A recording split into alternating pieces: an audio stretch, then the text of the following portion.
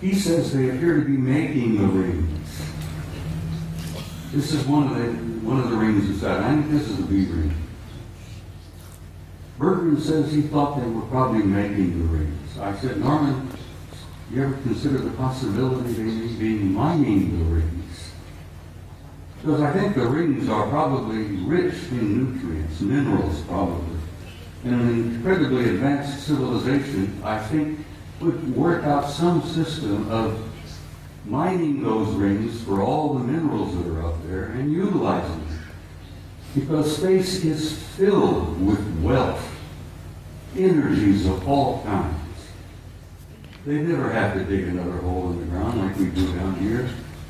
Space is filled with energy. This is 2,000 miles long, and here on this end there seems to be something like an exhaust or a flare of energy of some kind. It's probably a result of engines of some type inside this thing. But whatever it's doing, it's there, and it's a recognition and a representation of an advanced intelligence. And that's one of the things they don't want you to know, that we are confronting and relating with an intelligence that's so far beyond our own. We're looking at and talking about what's known as a Type 2 civilization. Now, for your own interest, I suspect most of you suspect this, but you are all members of the 0-0 type civilization. Beyond us, hopefully in a century or two, we might become a Type 1. But this is a representation of a Type 2 civilization.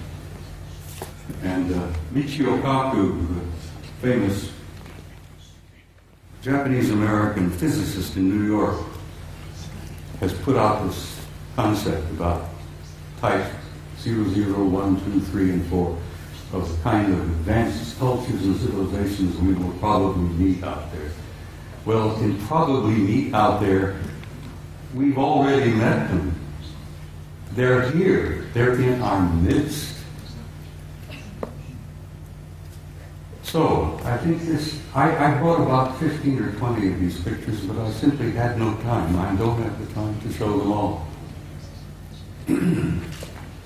But I've shown a few here, and I think I've piqued your curiosity. And I think most of you are pretty bright people, and you know you've been conned. You know you've been lied to. You're not fools.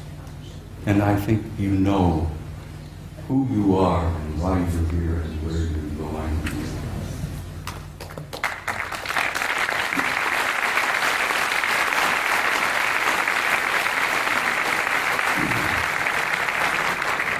Next photograph, please. This is a photograph taken by our Mariner space vehicle that we launched back a number of years ago. This is a picture of a facility on the surface of Mars.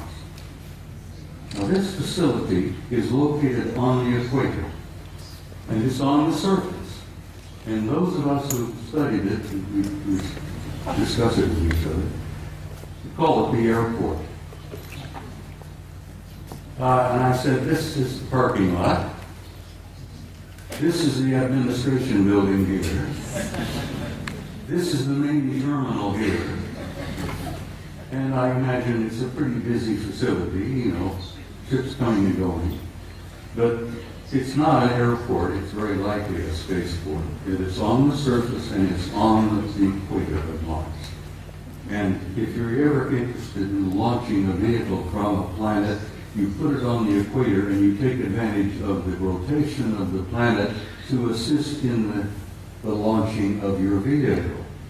You can take the momentum of the movement of the planet and it helps you get the thing off the ground. So it's exactly on the equator, it's on the surface, and it's massive in size. So maybe that is a parking lot, I don't know. Maybe that's the admin building, but there's something going on Mars. And I've been going back and forth with Richard Hoagley now for years, where Richard, who I know most of you are aware of, is convinced that Mars is covered with ruins. Well, it is. But it's not just ruins. There are things going on that planet. On the surface, under the surface, continuously. Next picture, please. This was published in a German magazine, but this is a Soviet photo. This is from their Phobos 2 spacecraft. This is a city under the surface of Mars that is the size of Chicago. Chicago is one of our biggest cities. Several million people live in Chicago. This is under the surface. You can see the city block. You can see the breakdown here, portions of the neighborhoods, whatever it is. But it's generating an enormous amount of heat. And they picked this up on the infrared when Phobos was going around the planet and snapping pictures like crazy. And the Soviets were pretty open about releasing some of their photos, contrary to the United States, where lying has become a fine art. Don't get me started on my politicians. Phobos 2, city on Mars, under the surface. You can see the streets, Broadway, First Avenue, whatever. People have said, well, who was there? And I says, for God's sake, it's the Martians who were there. What a silly question to ask. Who's there? Let's go there. Now, I love this picture. I'm in love with this lady. Your ancestors and mine called her Gaia. She was feminine. She was a goddess. She was sacred. This beautiful lady has a respiratory system. She has a circulatory system. And she has a heart. And she's our source of life on this planet. We needed her. We need her now. We wouldn't be here if it were not for her. We talk about holy lands, Mecca, Jerusalem, here, there, everywhere. That is the Holy Land, people. That beloved planet that we are home.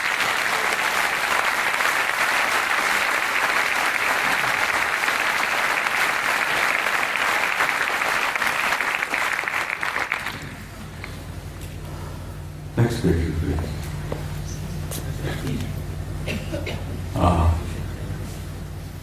I spoke to you earlier about the fact that your grandchildren and your great-grandchildren and so on, the generations yet to come, have a destiny in the stars. And in time, they will go out there and claim their rightful place in that infinite community of life. And you can believe that, and you can accept that with an assurance and a truth that goes beyond doubt. The destiny of this species and this race, this troublesome clan of monkeys, is in the stars. And there is your destiny. And I want you to understand that and have some hope. And don't get depressed. Because you're going to be undergoing some very difficult times in a few years yet ahead.